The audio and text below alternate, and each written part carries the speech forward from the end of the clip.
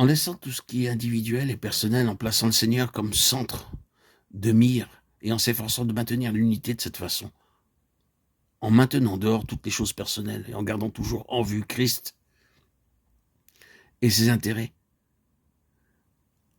jusqu'à ce que nous soyons tous parvenus à l'unité de la foi et de la connaissance du Fils de Dieu à l'état d'homme fait. Cela, c'est demeurer dans l'unité. Demeurer ensemble dans l'unité de cette manière est le résultat de ce qu'il est l'objet unique et central de tous nos intérêts.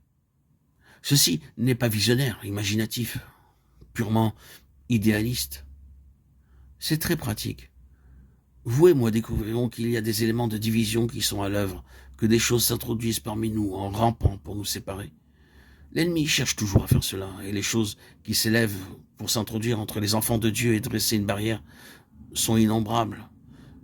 Une notion de tension et de distance, par exemple, de discorde et de manque de lien. Parfois, ces choses ont davantage un caractère abstrait, c'est-à-dire vous n'arrivez pas à mettre la main sur elles pour les expliquer et dire ce qu'elles sont. C'est simplement une sensation de quelque chose. Parfois, c'est plus certain, un malentendu distinct et précis. Une fausse interprétation de quelque chose qui a été dit ou fait, quelque chose qui est défini. Et bien sûr, c'est toujours exagéré par l'ennemi. Comment ce genre de choses doit être traité en vue de conserver une unité de l'esprit? En nous disant correctement, de façon adéquate sur cette base seule, ceci ne contribue pas aux intérêts du Seigneur. Ça ne peut jamais être de quelque valeur pour le Seigneur, ni servir à sa gloire et à sa satisfaction. Ceci ne peut signifier que préjudice pour le Seigneur. Ce que je peux ressentir dans cette affaire n'est pas le facteur vital. Je peux même être celui à qui on a fait tort. Mais vais-je me sentir lésé et blessé? Vais-je me retrancher derrière ma dignité? Vais-je m'enfermer chez moi et quitter l'assemblée parce qu'il m'a fait tort? C'est comme cela que la nature agirait, mais je dois prendre cette attitude. Le Seigneur risque de perdre le nom du Seigneur, risque de souffrir. Les intérêts du Seigneur y sont impliqués. Je dois alors maîtriser cette situation.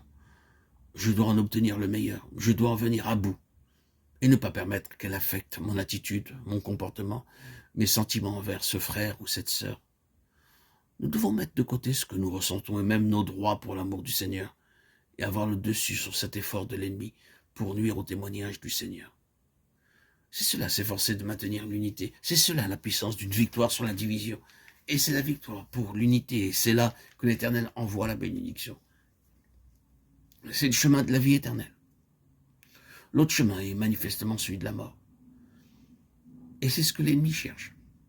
Tant que cette différence n'est pas établie, tout est mort. Tout est desséché et flétri. La vie vient par l'unité, et l'unité ne peut se trouver en suffisance qu'en Christ. Si Christ se trouve à sa place comme celui pour qui nous abandonnons tout ce qui est personnel, nous ne le ferions pas pour quelqu'un d'autre. Nous ne le ferions jamais pour la personne en vue. Nous le faisons pour l'amour du Seigneur. Et l'ennemi est défait.